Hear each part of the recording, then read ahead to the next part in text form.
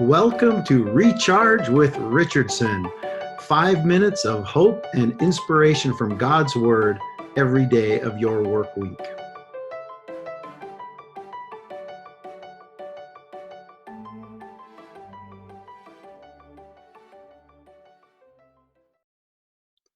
Well, welcome to another Monday morning episode of Recharge with Richardson. Delighted for you to have you join us, and just want to say thank you to all of our veterans who gave their lives to protect the freedoms and liberties that we enjoy today and to give us this incredible country that we live in. It's Memorial Day, and so I'm just wanting to honor and thank those fallen heroes that have blessed us so much. Today, I want to talk about something I've entitled When You Don't Receive the Promise. And it's going to come from Hebrews chapter 13. But I want to start with a question. What happens when your hopes don't come true? Especially when that hope is based in a promise from God. What happens when people who have promised you things let you down? How do you handle that? But even more importantly, what if, like I said, that promise is something from God and you feel like you've been let down?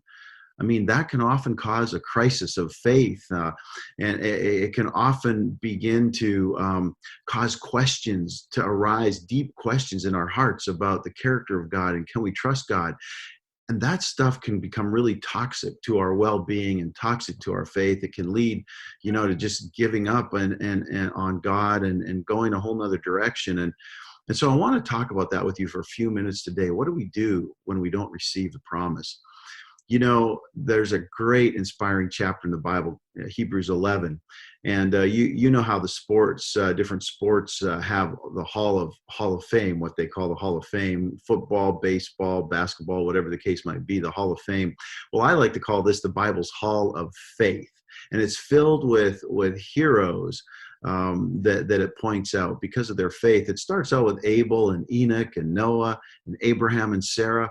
And then in verse 11, it says something interesting. These all died in faith, not having received the promises, but having seen them afar off, were assured of them. That word there means to be convinced of them, and embraced them and confessed that they were strangers and pilgrims on the earth. So here's what's so interesting to me. It says that all of these died in faith without having received the promise. So even without the promise, they somehow died filled with hope. How do you do that? It says even when the promise was afar off, they didn't even get close to it.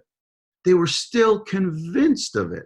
How can you be convinced of a promise that hasn't been fulfilled and that's unfulfilled?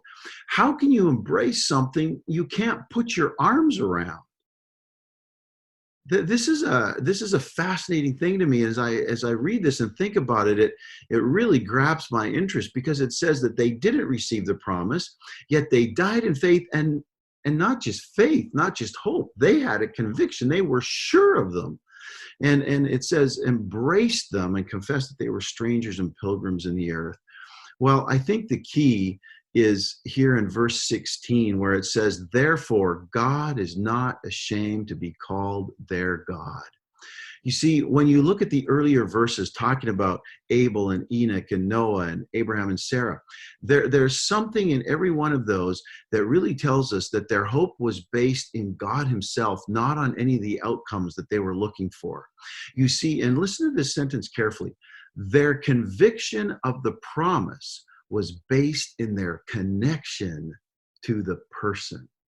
I'm going to say that again. Their conviction of the promise was based in their connection to a person.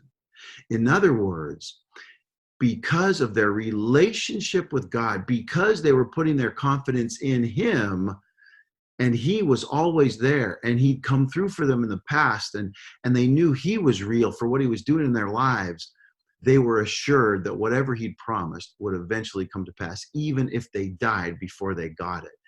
And so I just want to encourage you, when you don't receive the promise, don't get fixated on the promise. Be fixated on God. Be focused on a person, Jesus Christ. Your and my conviction of the promise has always got to be based in our connection to a person, Jesus Christ. And so as we wrap up today, I just want to say, God's got this no matter what it is that you're going through in your life. God's got this, and God's got you.